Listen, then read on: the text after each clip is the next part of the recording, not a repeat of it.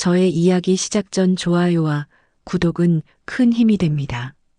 제 이름은 김선희, 올해 66세입니다. 저는 평생을 조용한 동네 도서관에서 사서로 일하며 살아왔습니다. 책과 차 한 잔이 저의 유일한 친구였죠. 남편이 세상을 떠난 후 저는 고요한 일상 속에서 홀로 살아왔습니다. 그러던 어느 날 아들 내외가 저를 초대했습니다. 어머니, 이제 혼자 사시지 말고 저희랑 같이 사세요. 큰 집도 마련했어요. 그들은 저를 진심으로 걱정한다고 믿고 의지하라고 말했습니다. 저는 가족의 품으로 돌아가는 거라 생각했습니다. 하지만 그 집에 들어선 순간부터 저는 뭔가 이상하다는 걸 느끼기 시작했습니다. 그리고 곧 그들이 말한 신뢰의 진짜 의미를 알게 되었습니다. 아들 민준이와 며느리 수진이는 환한 미소로 저를 맞이했습니다. 어머니, 어서 오세요. 이제 여기가 어머니 집이에요. 민준이는 제 짐을 들어주며 말했고 수진이는 제 팔을 살짝 잡으며 안으로 안내했습니다. 그들은 일주일 후 제주도로 여행을 떠날 예정이라고 했습니다. 신혼여행을 제대로 못 갔다며 이번 기회에 좀 쉬고 오겠다고요. 어머니가 집 봐주시면 저희도 안심이고요. 편하게 계세요. 처음엔 정말 감사했습니다. 오랜만에 가족과 함께 할 수 있다는 설렘도 있었죠. 혼자 사는 빌라는 늘 너무 조용했으니까요. 이제는 손자도 볼 수 있을 거라는 기대에 가슴이 두근거렸습니다. 하지만 짐을 풀고 집안을 둘러보는 순간 그 설렘은 서서히 식어갔습니다. 집은 넓고 깨끗했습니다. 아니, 지나치게 깨끗했습니다. 거실의 하얀 소파는 비닐 커버로 덮여 있었고 식탁 위에는 먼지 하나 없었습니다. 모든 물건이 마치 자로 잰 듯 정확한 위치에 놓여 있었죠. 부엌으로 들어갔을 때 저는 더욱 이상한 느낌을 받았습니다. 냉장고 문에는 냉장고 사용 규칙이라는 메모지가 붙어 있었습니다. 음식물은 날짜별로 정리해 주세요. 사용한 그릇은 즉시 설거지해 주세요. 냉장고 문은 30초 이상 열어두지 마세요. 저는 순간 당혹스러웠습니다. 이건 가족의 집이라기보다는 마치 호텔이나 게스트하우스 같았습니다. 화장실에도 규칙이 있었습니다. 사용 후 환기 필수, 수건은 매일 교체, 세면대 물기 닦기. 심지어 제가 머물 방에도 작은 안내문이 놓여 있었습니다. 에어컨 사용 시간 오후 10시 오전 6시. 창문은 항상 닫아주세요. 방법 목적. 침대 시트 교체는 매주 일요일.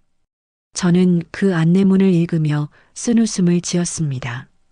이게 정말 내가 살 집일까? 며느리 수진이는 제게 집 안 곳곳을 안내해 주었습니다. 그녀의 목소리는 친절했지만 어딘가 기계적이었습니다. 어머니, 이 집은 스마트홈 시스템이라 모든 게 자동이에요. 불편하신 게 있으면 언제든 말씀하세요. 그녀는 거실벽에 달린 태블릿을 가리켰습니다. 거기에는 온도, 습도, 조명, CCTV. 잠깐, CCTV. 아, 이건 방범용이에요. 요즘 세상이 워낙 흉흉하잖아요. 현관이랑 거실, 주방에만 있어요. 수진이는 태연하게 말했지만 저는 마음 한편이 불편했습니다. 물론 방범은 중요하죠. 하지만 CCTV가 있는 집에서 산다는 건 왠지 감시당하는 기분이 들었습니다. 어머니, 편하게 지내세요. 저희 없는 동안 집 부탁드려요. 민준이와 수진이는 다음 날 아침 일찍 공항으로 떠났습니다. 저는 현관에서 손을 흔들며 그들을 배웅했습니다. 그리고 문이 닫히는 순간 저는 이 넓은 집에 혼자 남겨졌습니다. 고요했습니다. 너무나 고요했습니다. 저는 거실 소파에 앉아 주위를 둘러봤습니다. 깨끗하고 넓은 집. 하지만 왠지 모를 냉기가 느껴졌습니다. 마치 이 집이 저를 환영하지 않는 것 같은 느낌. 괜찮아, 적응하면 돼. 저는 스스로를 달래며 차를 끓이러 부엌으로 갔습니다. 하지만 찻잔을 꺼내려는 순간 저는 다시 한번 멈칫했습니다. 찬장 안쪽에도 작은 라벨이 붙어 있었습니다. 찻잔 2층, 머그컵 3층, 접시 1층. 이 집에선 모든 것이 정해진 자리가 있었습니다. 제 마음대로 할 수 있는 게 아무것도 없는 것 같았습니다. 저는 차를 마시며 창밖을 바라봤습니다. 하늘은 맑았지만 제 마음은 점점 무거워졌습니다. 여기가 정말 내 집일까? 그날 밤 저는 제 방 침대에 누워 천장을 바라봤습니다. 낯선 천장, 낯선 공기, 낯선 침묵. 그리고 저 멀리 거실에서 깜빡이는 작은 빨간 불빛. CCTV의 녹화 표시등이었습니다. 그날 밤 저는 잠을 이룰 수 없었습니다. 침대에 누워 천장을 바라보는데 방 모퉁이에서 작은 빨간 불빛이 깜빡이는 게 보였습니다. 처음엔 에어컨 표시등인가 싶었지만 자세히 보니 아니었습니다. 그건 카메라였습니다. 제 침실에 제가 자는 방에 카메라가 설치되어 있었던 겁니다. 저는 벌떡 일어나 불을 켰습니다. 심장이 빠르게 뛰었습니다. 설마 이게 정말 카메라는 아니겠지? 하지만 가까이 다가가 확인해 보니 틀림없었습니다. 작고 검은 렌즈가 저를 향해 있었습니다. 천장과 벽이 만나는 모서리, 교묘하게 숨겨진 위치였습니다. 저는 그 자리에 얼어붙었습니다. 왜 내 방에 카메라가 있는 거지? 수진이가 말했던 CCTV는 현관과 거실, 주방에만 있다는 말이 떠올랐습니다. 거짓말이었습니다. 그날 밤 저는 한숨도 자지 못했습니다. 이불로 몸을 감싸고 그 빨간 불빛을 피해 몸을 돌렸지만 시선이 느껴지는 것 같았습니다. 다음 날 아침 저는 온 집안을 조사하기 시작했습니다. 먼저 거실. TV 위 장식장 사이에 작은 카메라가 하나 더 있었습니다. 책장 모서리에도 화분 뒤에도 거실에만 무려 4개의 카메라가 숨겨져 있었습니다. 부엌으로 갔습니다. 냉장고 위, 전자레인지 옆 선반, 싱크대 위 찬장 안쪽. 제가 밥을 먹고 차를 끓이고 설거지하는 모든 모습이 기록되고 있었던 겁니다. 화장실 근처 복도에도 카메라가 있었습니다. 다행히 화장실 안쪽에는 없었지만 화장실 문 앞을 비추는 위치였습니다. 제가 언제 화장실에 가고 얼마나 오래 있는지까지 다 찍히고 있었던 거죠. 손이 떨렸습니다. 온몸에 소름이 돋았습니다. 내가 지금 감시당하고 있었던 거야? 그때 복도 끝에 있는 한 방이 눈에 들어왔습니다. 문에는 서재 출입 금지라는 작은 팻말이 붙어 있었습니다. 민준이의 사무실이었습니다. 저는 잠시 망설였습니다. 남의 방을 함부로 들어가는 건 예의가 아니니까요. 하지만 이미 저는 감시당하고 있었습니다.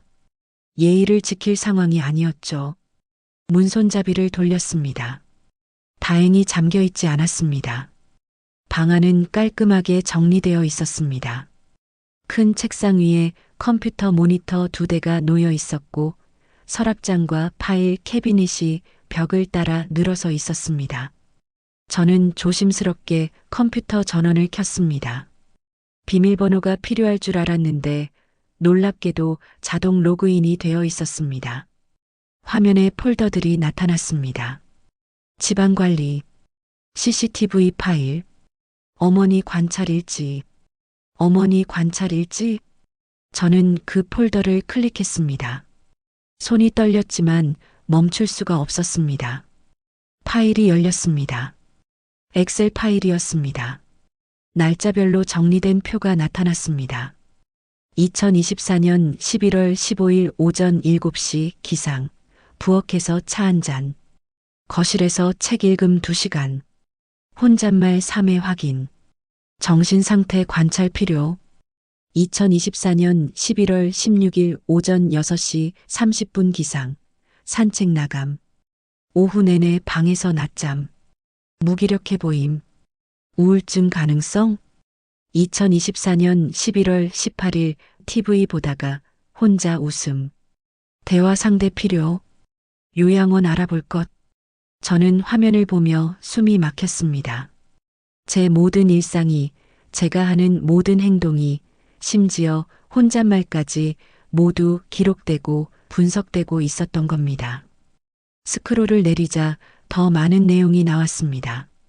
어머니 건강 상태 평가 경증 치매 의심, 전문의 상담 예정, 재정 관리 능력 저하 통장 관리 필요, 독립생활 불가능 판단 장기 요양시설 고려. 눈물이 났습니다. 저는 치매가 아닙니다.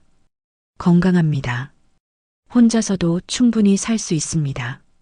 단지 남편이 떠난 후 조용히 살고 싶었을 뿐이에요. 하지만 그들은 제 일거수일투족을 감시하고 기록하고 멋대로 판단하고 있었습니다. 왜 이러는 거야? 그때 다른 폴더가 눈에 들어왔습니다. 부동산 서류. 클릭했습니다. 파일 안에는 제 빌라 매매 계약서 초안이 들어 있었습니다.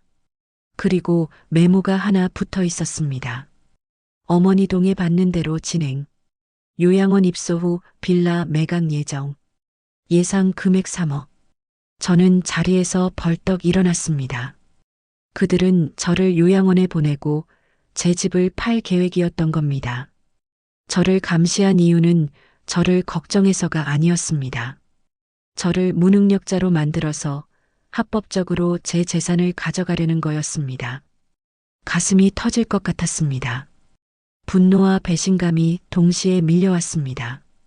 저는 컴퓨터를 끄고 사무실을 나왔습니다. 복도를 걸으며 천장의 카메라들을 하나하나 쳐다봤습니다. 이제 모든 게 보였습니다. 이 집은 감옥이었습니다. 그리고 저는 죄수였습니다.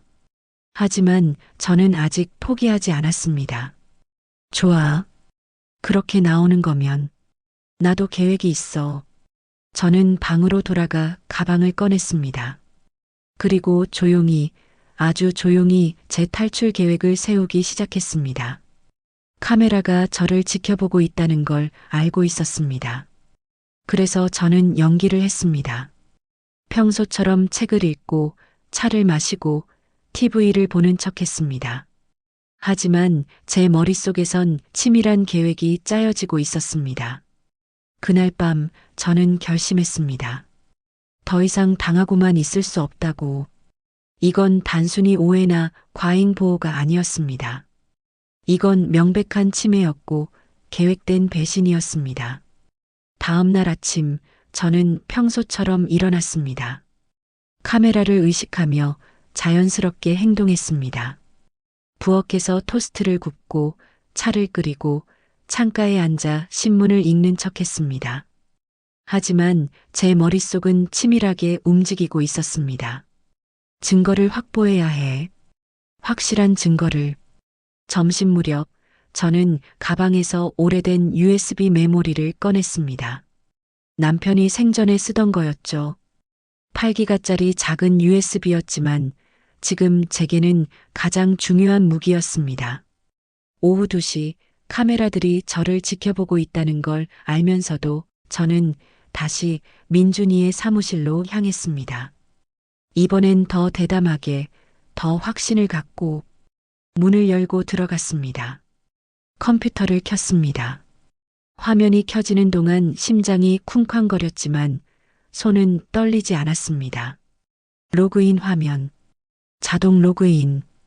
감사합니다, 민준아. 내 자만심이 내게 기회를 줬구나. 저는 USB를 꽂았습니다. 먼저 어머니 관찰일지 폴더를 열었습니다. 수십 개의 엑셀 파일과 문서 파일들 모두 복사했습니다. 관찰일지 2024년 11월. 정신상태평가. 치매 진단 계획. 파일 복사 진행률이 천천히 올라갔습니다. 30%, 50%, 80%. 제발 빨리. 다음은 CCTV 파일 폴더였습니다. 폴더를 열자 수백 개의 동영상 파일이 나타났습니다. 날짜와 시간으로 정리되어 있었습니다. 침실 파일을 보는 순간 다시 한번 분노가 치밀었습니다. 제가 옷을 갈아입고 잠을 자는 모든 순간이 녹화되어 있었던 겁니다. 이건 범죄야. 저는 최근 2주간의 영상 파일을 모두 선택해 복사했습니다. 용량이 커서 시간이 오래 걸렸습니다. 복사하는 동안 저는 다른 폴더들도 확인했습니다. 부동산 서류 폴더에는 제 빌라 매매 계약서 초안뿐만 아니라 여러 요양원 팸플릿과 상담 내역도 들어 있었습니다. 실버타운 A월 250만 원, 치매 전문 병동, 요양원 B월 180만 원, 24시간 케어. 그들은 이미 여러 곳을 알아보고 있었습니다. 제 의견은 전혀 묻지도 않고 더 충격적인 건 그 다음이었습니다. 재산관리 폴더를 열자 제 통장 내역과 보험 서류 사본들이 나왔습니다. 김선희 예금 내역 총 4억 2천만 원, 부동산 예상 매각가 3억 원, 보험의 지시 환급금 8천만 원, 그리고 메모 하나. 합계 약 7억. 요양원 비용 제외 후 5억 이상 확보 가능. 민준 사업 확장 자금으로 활용. 눈앞이 아찔했습니다. 결국 돈이었습니다. 제 아들이 저를 감시하고 무능력자로 만들려 한 이유는 순전히 돈 때문이었습니다. 저는 그 파일도 USB에 복사했습니다. 손이 떨렸지만 멈출 수 없었습니다. 마지막으로 카카오톡 백업 폴더를 발견했습니다. 클릭하자 민준이와 수진이의 대화 내용이 텍스트 파일로 정리되어 있었습니다. 파일을 열었습니다. 엄마 요양원 보내는 거 이번 주 안에 결정하자. 근데 어머니가 동의하실까? 아직 멀쩡하신데. 그래서 CCTV 영상이 필요한 거잖아. 혼잣말하고 멍하니 있는 거 다 찍혀 있어. 의사한테 보여주면 치매 초기 진단 받을 수 있대. 그래도 좀 양심에 걸리는데. 양심. 우리가 지금 뭐 하는 줄 알아? 엄마 모시고 사는 거야. 이것도 효도지. 그리고 어차피 나중엔 요양원 가실 거. 지금 가시는 게 나아. 집은 언제 팔 거야? 어머니 요양원 들어가시면 바로 3억은 건질 수 있어. 내 사업 자금 부족한 거 알잖아. 저는 화면을 보며 눈물을 삼켰습니다. 제 아들의 목소리가 들리는 것 같았습니다. 차갑고 계산적이고 저를 사람이 아닌 자산으로 보는 그 목소리. 이게 내가 키운 아들이란 말인가? 하지만 슬퍼할 시간은 없었습니다. 저는 그 대화 내용도 모두 USB에 저장했습니다. USB 복사가 완료되었습니다. 저는 파일 탐색기를 확인했습니다. 관찰 일지, CCTV 영상, 재산 관련 서류, 대화 내용까지 모든 것이 담겨 있었습니다. USB를 조심스럽게 빼서 주머니 깊숙이 넣었습니다. 그리고 컴퓨터를 원래대로 복구했습니다. 파일 탐색기를 끄고 자리를 정리하고 흔적을 지웠습니다. 사무실을 나서며 복도의 카메라를 쳐다봤습니다. 이제 저는 더 이상 희생자가 아니었습니다. 저는 증거를 가진 사람이었습니다. 방으로 돌아와 USB를 이불 속 깊숙이 숨겼습니다. 그리고 창밖을 바라봤습니다. 이제 끝이 아니야. 이제 시작이야. 저는 더 이상 침묵하지 않을 겁니다. 이건 복수가 아니었습니다. 이건 단순한 분노도 아니었습니다. 이건 제 존엄을 되찾는 과정이었습니다. 66년을 살아온 한 사람으로서, 어머니로서, 인간으로서 마땅히 받아야 할 존중을 되찾는 싸움이었습니다. 다음 날 저는 평소처럼 행동했습니다. 아침 식사를 하고 거실에서 책을 읽고 산책을 나갔습니다. 하지만 산책 중에 저는 동네 법률 상담소에 들렀습니다. 그리고 조용히, 아주 조용히 제 반격을 준비하기 시작했습니다. 일주일이 지났습니다. 민준이와 수진이가 제주도에서 돌아오는 날이었습니다. 저는 그날 아침부터 마음을 가다듬었습니다. 떨리는 손을 꽉 쥐고 거울 앞에 섰습니다. 괜찮아. 넌 할 수 있어. 넌 잘못한 게 없어. 오후 4시 현관문이 열렸습니다. 어머니, 다녀왔습니다. 민준이의 밝은 목소리가 들렸습니다. 수진이도 웃으며 짐을 들고 들어왔습니다. 그들은 햇볕에 그을린 얼굴로 행복해 보였습니다. 어머니, 불편한 건 없으셨어요? 저희 없는 동안 괜찮으셨죠? 수진이가 제 손을 잡으며 물었습니다. 그 따뜻한 손길, 그 친절한 미소. 일주일 전이었다면 저는 그걸 진심이라고 믿었을 겁니다. 하지만 이제는 아니었습니다. 응, 괜찮았어. 조용히 잘 지냈지. 저는 담담하게 대답했습니다. 민준이는 거실 소파에 털썩 앉으며 한숨을 내쉬었습니다. 아, 역시 집이 최고네요. 엄마, 저녁은 뭐 드실래요? 제가 밖에서 사올게요. 민준아. 저는 그를 불렀습니다. 제 목소리는 평소보다 낮고 무거웠습니다. 우리 얘기 좀 하자. 민준이와 수진이는 서로를 쳐다봤습니다. 뭔가 이상하다는 표정이었습니다. 무슨 얘기요, 어머니? 앉아. 둘 다. 저는 그들을 마주보고 앉았습니다. 커피 테이블 위에는 아무것도 올려놓지 않았습니다. 아직은 USB도 사진도 꺼내지 않았습니다. 이 집에 카메라가 몇 개나 있니? 순간 침묵이 흘렀습니다. 수진이의 얼굴이 굳어졌습니다. 민준이는 어색하게 웃으며 말했습니다. 엄마, 그거 방범용이라고 말씀드렸잖아요. 요즘 도둑도 많고. 내 방에도, 네, 내 침실에도 카메라가 있더구나. 내가 옷 갈아입고 자는 모습까지 다 찍히는 거. 민준이는 말을 잃었습니다. 수진이는 시선을 피했습니다.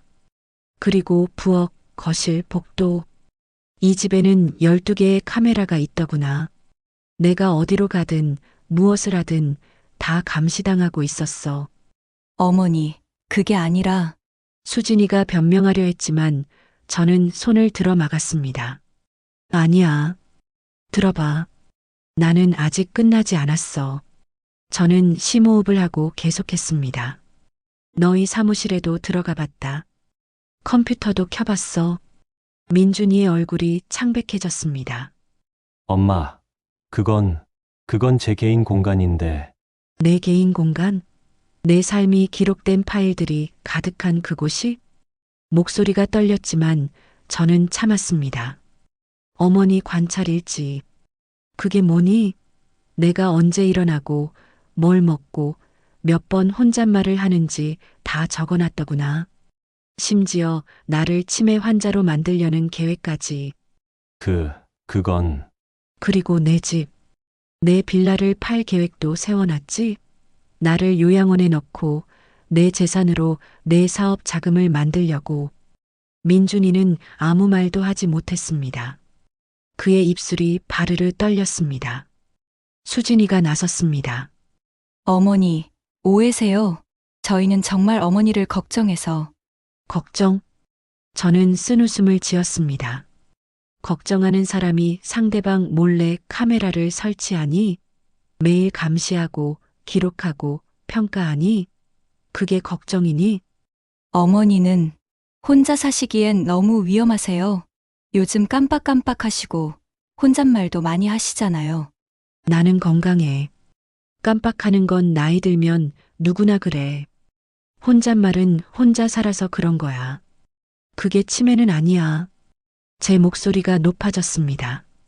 감정이 북받쳐 올랐습니다. 나는 스스로 밥도 해먹고 빨래도 하고 은행 업무도 다 처리할 수 있어. 내가 언제 너희 손을 빌린 적 있니? 내가 언제 도움을 청했니? 민준이가 입을 열었습니다. 엄마, 저희는 그냥 미리 준비하려고 했던 거예요. 나중에 정말 힘드실 때를 대비해서. 거짓말하지 마. 저는 단호하게 말했습니다. 너희 카카오톡 대화 내용도 다 봤어. 내가 사업 자금 필요하다고, 내 집 팔면 3억은 건질 수 있다고, 그런 얘기 다 했잖아. 민준이는 완전히 얼어붙었습니다. 나는 내 엄마야. 내가 힘들면 도와주고 싶어. 돈이 필요하면 얘기했어야지. 하지만 이런 식으로 나를 속이고 감시하고 무능력자로 만들어서 합법적으로 내 재산을 빼앗으려 한 거니? 엄마, 민준이의 목소리가 떨렸습니다. 그의 눈에 눈물이 고였습니다. 저는 정말 엄마를 걱정했어요. 혼자 계신 게 불안해서 혹시 뭔가 있을까봐. 그래서 카메라를 설치했니? 내 허락도 없이? 내 침실에까지? 침묵이 흘렀다. 저는 천천히 숨을 내쉬었습니다. 민준아, 수진아, 잘 들어. 두 사람이 저를 쳐다봤습니다. 나는 너희를 고소하지 않을 거야. 경찰에 신고하지도 않을 거야. 그들의 얼굴에 안도의 빛이 스쳤습니다. 하지만 조건이 있어. 저는 그들의 눈을 똑바로 쳐다보며 말했습니다. 첫째, 이 집안의 모든 카메라를 오늘 당장 치워라. 하나도 남기지 말고. 네, 둘째, 내 빌라 관련 서류, 통장, 보험 관련 모든 서류를 당장 돌려줘라. 너희가 어떻게 가져갔는지는 묻지 않을게. 알겠습니다. 셋째, 나는 내일 이 집을 나갈 거야. 내 집으로 돌아갈 거야. 그리고 앞으로 내 삶에 대해선 내가 결정할 거야. 수진이가 황급히 말했습니다. 어머니, 그럼 저희랑 같이 사시는 건 아니, 저는 고개를 저었습니다. 나는 혼자가 편해. 너희와 함께 사는 건 이젠 불가능해. 미안하지만 민준이가 고개를 떨구었습니다. 그리고 마지막, 저는 잠시 멈췄다가 말했습니다. 만약 정말 내가 도움이 필요한 날이 온다면 그때는 내가 먼저 말할게. 하지만 그 전까지는 내 삶을 존중해줘. 나를 감시하지 말고, 통제하지 말고, 판단하지 마. 나는 아직 내 인생의 주인이야. 방안이 조용해졌습니다. 민준이는 고개를 들지 못했습니다. 수진이는 눈물을 훔쳤습니다. 저는 자리에서 일어났습니다. 오늘은 여기까지야. 내일 아침에 짐을 싸서 나갈게. 카메라들은 오늘 밤 안에 다 치워놔. 저는 방으로 돌아왔습니다. 문을 닫는 순간 다리에 힘이 풀렸습니다. 침대에 주저앉아 숨을 크게 들이마셨습니다. 해냈다. 내가 해냈어. 손은 떨렸지만 가슴은 후련했습니다. 저는 더 이상 침묵하지 않았습니다. 제 목소리를 냈습니다. 제 권리를 주장했습니다. 그리고 그건 정말 오랜만에 느끼는 자유였습니다. 다음 날 아침 저는 짐을 쌌습니다. 많지 않았습니다. 옷 몇 벌, 책 몇 권, 남편의 사진, 그리고 USB 하나. 그게 전부였습니다. 민준이와 수진이는 현관까지 배웅을 나왔습니다. 그들의 얼굴은 창백했고 눈은 붉어 있었습니다. 엄마, 정말 가시는 거예요? 민준이가 작은 목소리로 물었습니다.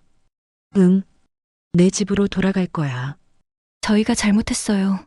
정말 미안해요. 한 번만 더 기회를. 저는 고개를 저었습니다.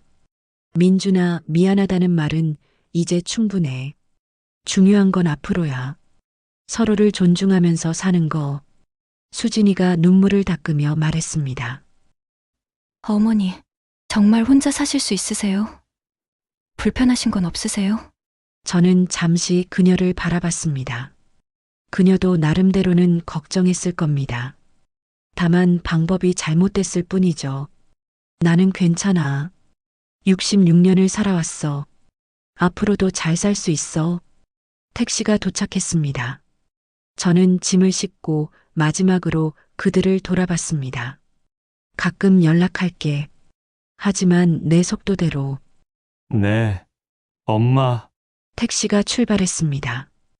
백미러로 보이는 그들의 모습이 점점 작아졌습니다.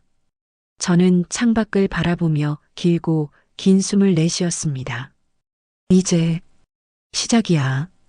2주 후, 저는 제가 살던 동네로 다시 왔어요. 도시와는 조금 먼 조용한 시골 동네죠. 작지만 아늑했고 정원이 딸려 있었습니다. 이사 첫날, 저는 집안 구석구석을 확인했습니다. 카메라가 있는지, 이상한 장치가 있는지, 아무것도 없었습니다. 저는 안도의 한숨을 내쉬었습니다. 이제 진짜 내 공간이구나. 짐을 풀었습니다. 책장에 책을 꽂고 부엌에 찻잔을 정리하고 거실 창가에 작은 테이블을 놓았습니다.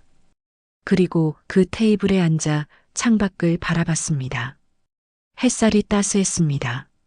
정원의 나무들이 바람에 흔들리고 새들이 지저귀는 소리가 들렸습니다.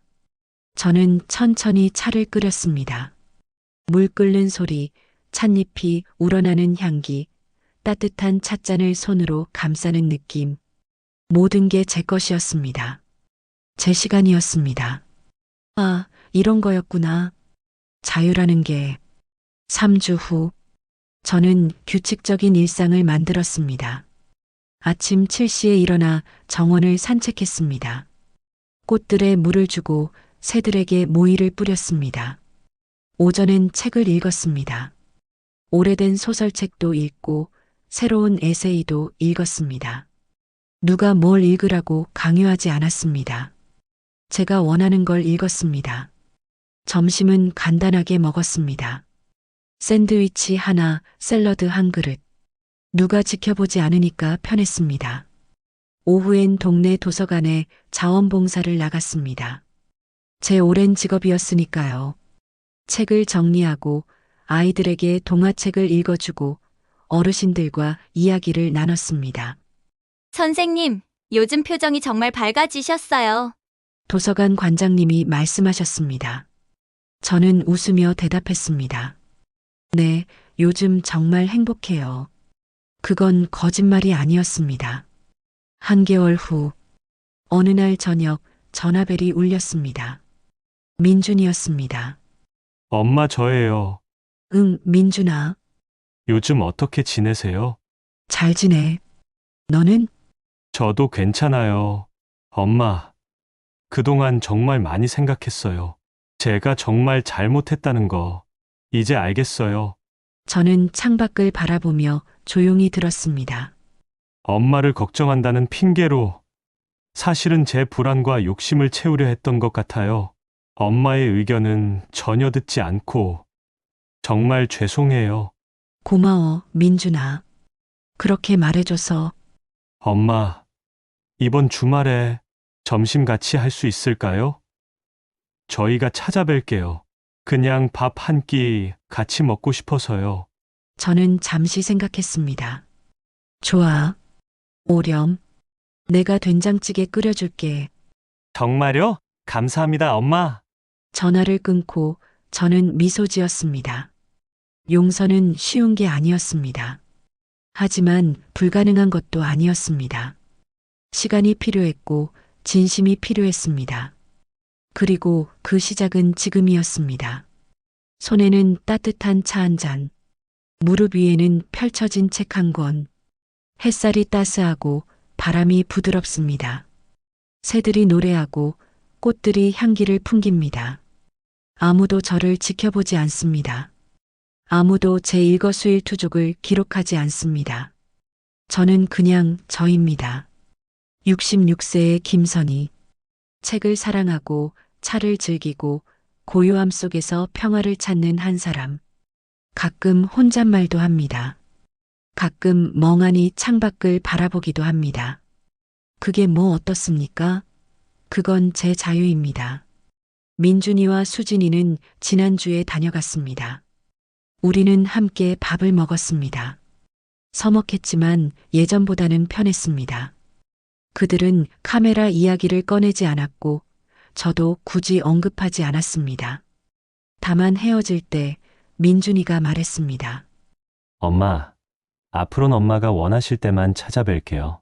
그리고 엄마 인생은 엄마 거예요. 제가 감히 판단할 수 없는 거였어요. 저는 그의 손을 꼭 잡았습니다. 고마워, 민준아. 그 말 해줘서 저는 책 한 페이지를 넘깁니다. 바람이 불어와 책장을 살랑 넘기고 차 향기가 코끝을 스칩니다. 저는 웃습니다. 이게 바로 제가 원했던 삶입니다. 관찰받지 않는 삶, 통제받지 않는 삶, 누군가의 판단 없이 제 속도로 살아가는 삶. 66년을 살아오며 깨달은 게 있습니다. 나이가 든다고 존중받을 권리가 사라지는 게 아닙니다.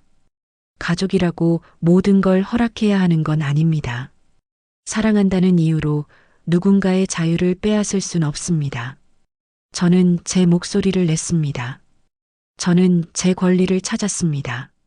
저는 제 삶을 되찾았습니다. 그리고 지금 저는 자유롭습니다. 창문을 열면 바람이 들어옵니다. 차 한 잔의 소리가 들립니다. 새들의 노랫소리가 들립니다. 책과 차가 저를 채웁니다. 고요함이 저를 감싸줍니다. 저는 더 이상 감시받지 않습니다. 저는 자유입니다. 제 이름은 김선희, 66세입니다. 저는 제 집을 되찾았습니다. 제 삶을 되찾았습니다. 그리고 무엇보다 저 자신을 되찾았습니다. 여러분도 기억하세요. 당신의 나이가 몇이든 당신의 상황이 어떻든 당신은 존중받을 자격이 있습니다. 당신의 삶은 당신의 것입니다. 누구도 심지어 가족이라도 당신의 허락 없이 당신을 통제할 권리는 없습니다. 목소리를 내세요. 당신의 권리를 찾으세요.